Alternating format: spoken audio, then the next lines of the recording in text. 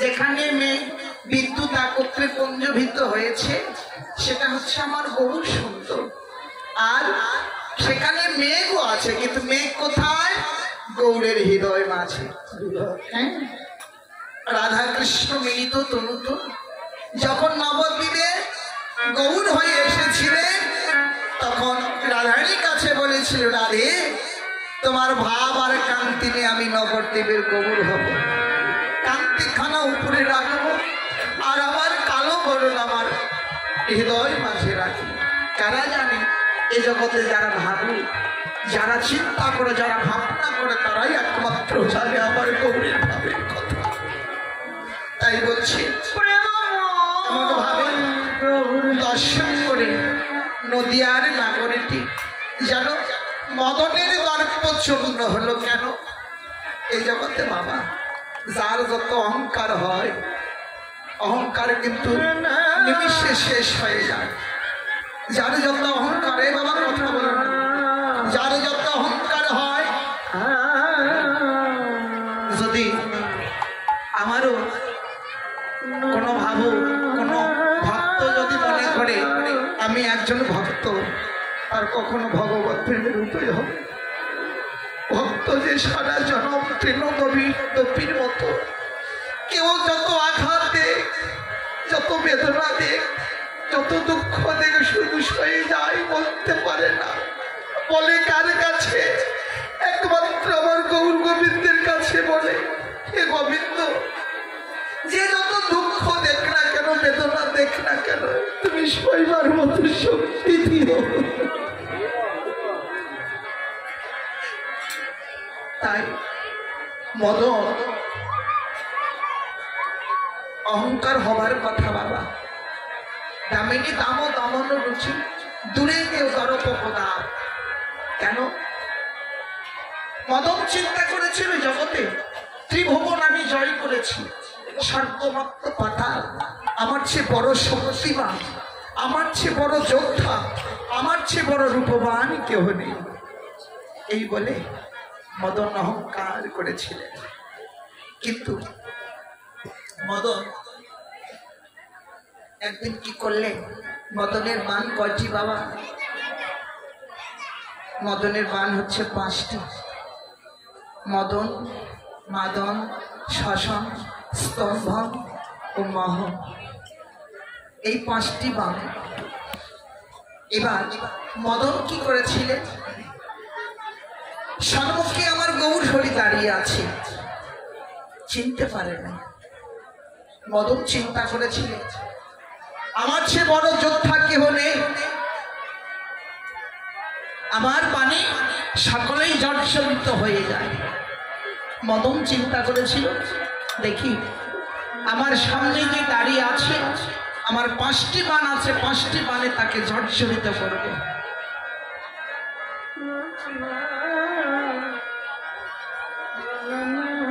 মদন জানে না তার সামনে কে দাঁড়িয়ে আছে, কিন্তু মদনের বাণ জানে তার সামনে কে দাঁড়িয়ে আছে।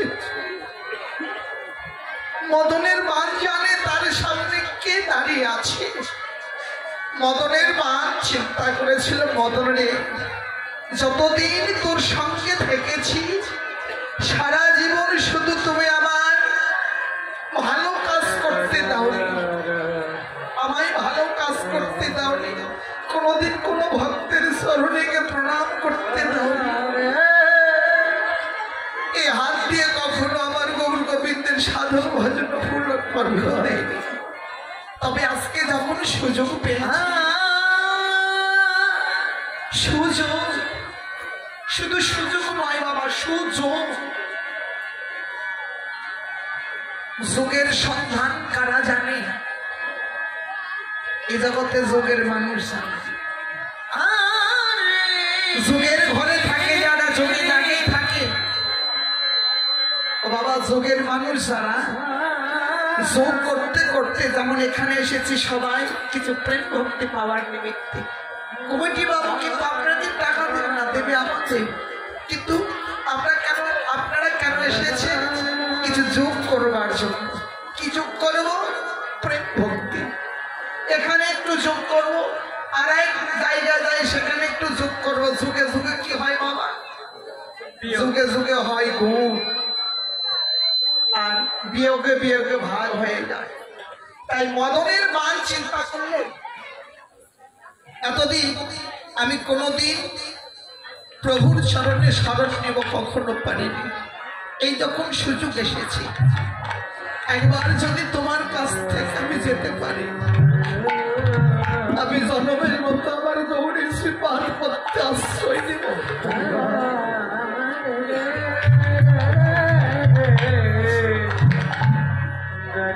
এবার মদন কি করলেন? মদন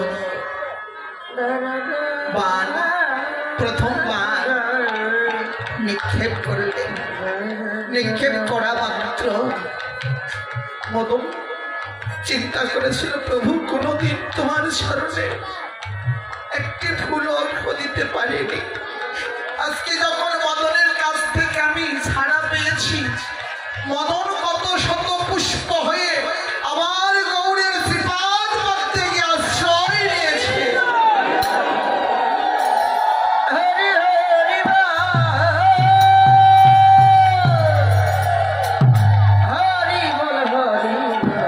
কত শত পুষ্প হয়েছে, আঘাত করলেন না। কাকে আঘাত করবে গো? যে নিত্য বস্তু, যার স্মরণে আশ্রয় নিন আর কোথাও আশ্রয় নিতে হয় না, যাকে ভালোবাসে, অনন্ত কোটি জগৎকে ভালোবাসা হয়, সেই ভালোবাসার মানুষ যখন সম্মুখে পেয়েছি আর কখনো ছাড়া যায়। এবার কি করলে? এই বলে মদন গিয়ে মদনের বান গিয়ে স্মরণ নিয়েছে। এক একটি করে 5টি বাণে নিক্ষেপ করলেন। কত শত পুষ্প হয় আমার গৌর স্মরণে স্মরণ নিয়েছে, আর ফিরে এলেন না। যার যখন সহায় সম্বল থাকে তখন কিন্তু বুঝতে পারে না। যখন সহায় সম্বল সকল কিছু হারিয়ে যায় তখন জ্ঞান ফিরে। মদনের 5টি বাণ ছিল অহংকার, সকল কিছু হারিয়েছে। তো এবার জ্ঞান খুলেছে, কিরে একটি বাণ আমার কাছে ঘুরে এলো, দেখি তো আমার সামনে কে দাঁড়িয়ে আছে, আমার ভগবান কোথায়? আমার ভগবান কোথায় আছে? মদন কি করলেন? স্বর্গমাত্র পাতাল ত্রিভুবন ধ্যান করে দেখলেন, ভগবান স্বর্গমাত্র পাতালে কোথাও নেই। ভগবান তার সম্মুখে দাঁড়িয়ে আছে। আমার ভগবান, আমার গৌর হরি তার সম্মুখেই দাঁড়িয়ে আছে। এই বলে মদনের এবার জ্ঞান ফিরেছে। যে ভগবান পাওয়ার নিমিত্তে কত যুগে মনে ঋষি বসে ধ্যান করছে, আর সেই ভগবানকে আমি আঘাত করলাম, আমি বলছি আর ক্ষমা পাবো না। এই বলে মদন কি করলে?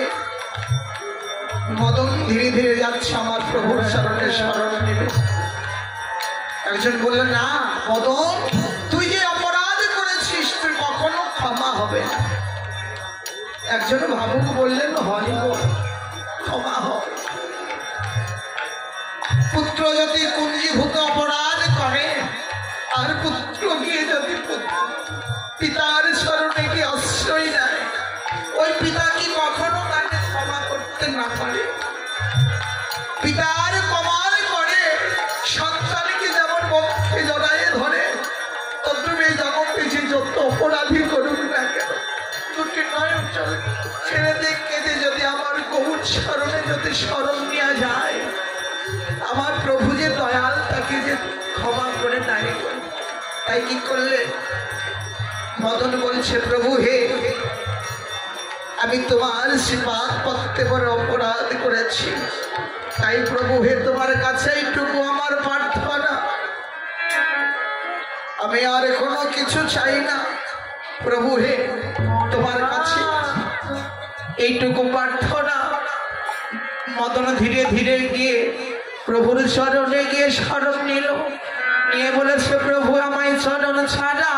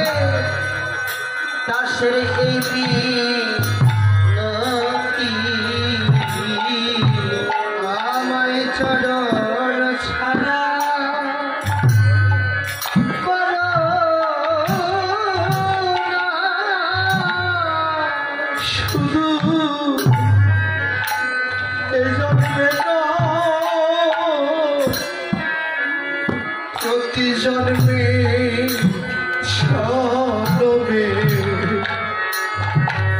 আমায় ছাড়া ছাড়া